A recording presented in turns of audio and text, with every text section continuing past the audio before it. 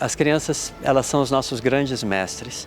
Então, um dia de trabalho é, na verdade, um dia de honrar tudo que a gente aprende com esses grandes mestres. Eu não consigo ver de outra forma.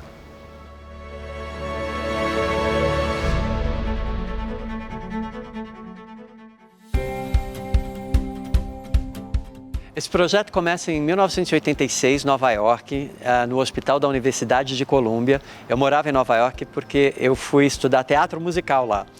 E como no teatro musical, técnica de palhaço é uma das disciplinas, eu conheci muitos palhaços e uma época uma palhaça me convidou para conhecer o trabalho de palhaço no hospital. Eu disse não, porque eu achei que aquilo era horrível, eu queria ser um superstar na Broadway, sempre tive pequenas ambições. E aí eu fui ver o trabalho, porque ela falou, vê primeiro e julga depois. Eu falei, sim senhora. E no que eu fui ver o trabalho, eu vi uma dimensão de arte que eu não conhecia, a dimensão sagrada. É quando você e o outro co-criam um espetáculo com começo, meio e fim, e que não foi ensaiado.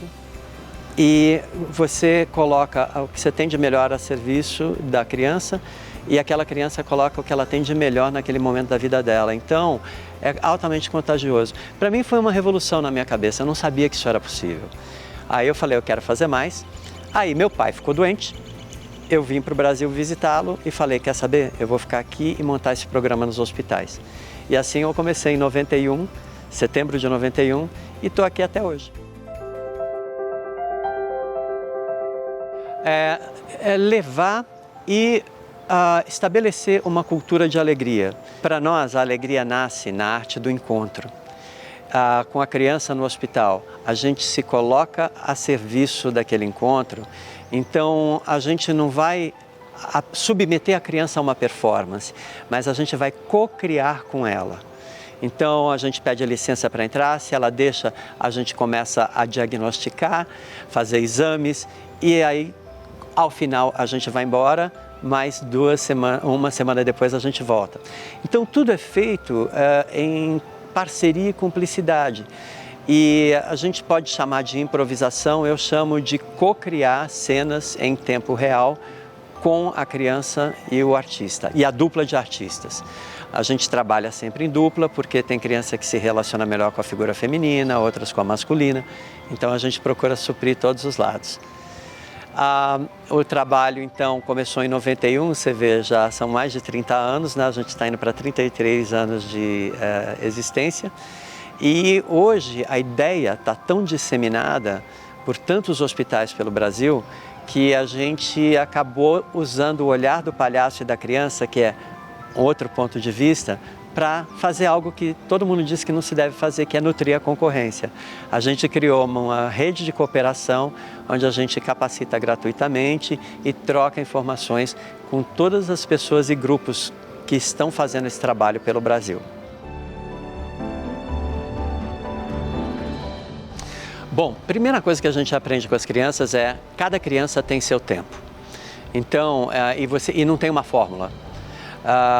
Tem criança que imediatamente você se conecta, tem criança que ela quer saber se ela pode confiar em você e tem criança que você pede a licença para entrar, ela fala não e às vezes são 8, 10 semanas, não, até um dia que ela fala, tudo bem, mas você pode ficar aí na porta. Então, é lindo você ir descobrindo o tempo de cada criança e mesmo nesse não, a gente transformar isso num encontro com começo, meio e fim. Olha, eu estou entrando para dizer que eu não vou entrar, tá claro? Mas aí você já entrou. Desculpa, então eu vou sair, mas não vou entrar, tá? Estou entrando só para dizer que não vou entrar.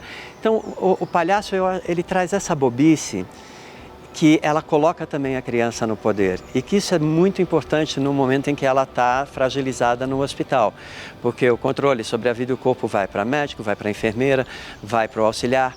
E então é muito importante a criança poder ser criança apesar do momento da internação. E é isso que os besterologistas, né, com os doutores da alegria, é isso que a gente busca fazer. Então, se a criança fala não, a gente não entra. E aí a gente, no dia seguinte, pode entrar? Não.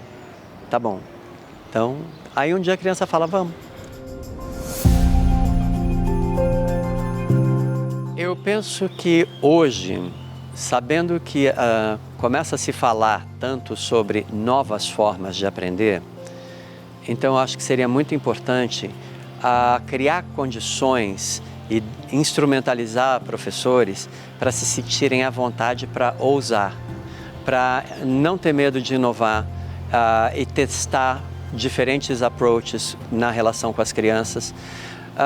Porque eu falo por experiência própria. Eu fui professor de inglês durante muitos anos. Aliás, o palhaço que eu sou hoje começou na sala de aula, porque sem planejamento nenhum, na primeira aula que eu dei, eu tive que usar o humor. Mas foi isso que me conectou com a classe. E aí eu descobri que o humor ele tinha uma importância muito grande num contexto de sala de aula, porque ele ajudava a dar voz também para os alunos, criando um clima de cumplicidade gostosa.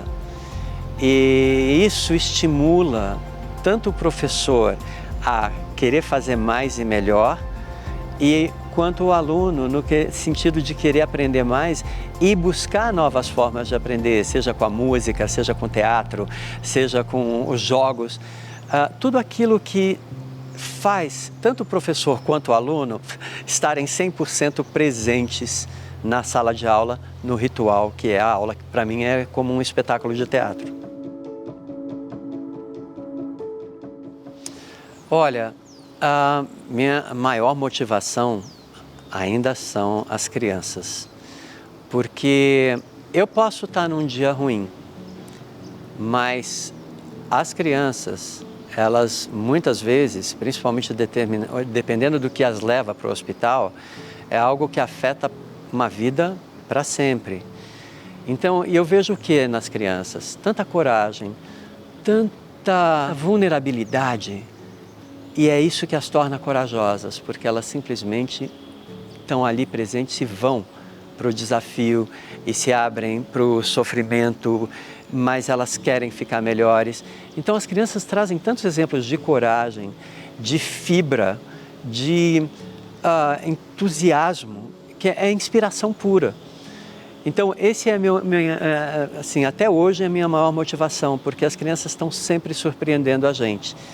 E é isso que faz a gente também se ampliar em termos de buscar mais recursos, em termos de descobrir pontos na gente que a gente não visitava, mas que uma criança trouxe à tona, por causa de uma pergunta que ela fez.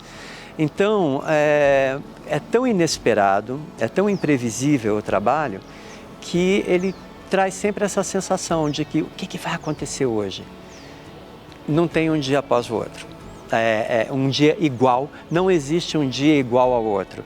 Na verdade, todo dia é uma oportunidade para a cocriação de um espetáculo com começo, meio e fim, entre a criança e os palhaços. E isso não tem preço.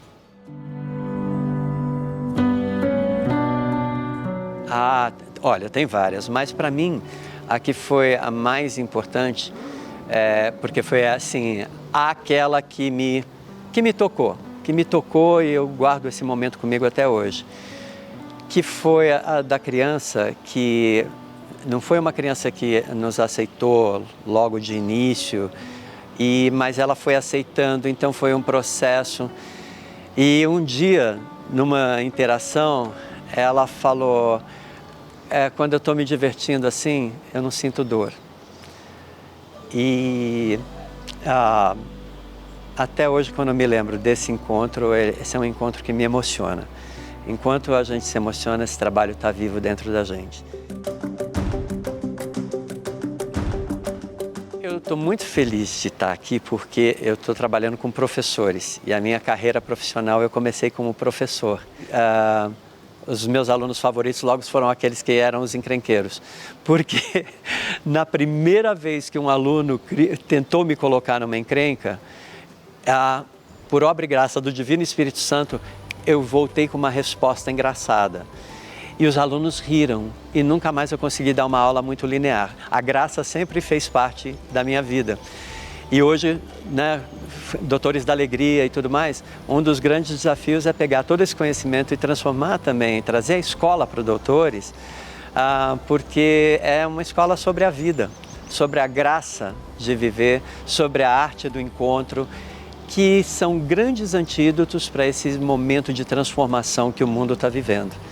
Então, quem diria, né, que desde que a gente começou, a gente vinha criando uma medicação para os tempos atuais, que é a arte do encontro.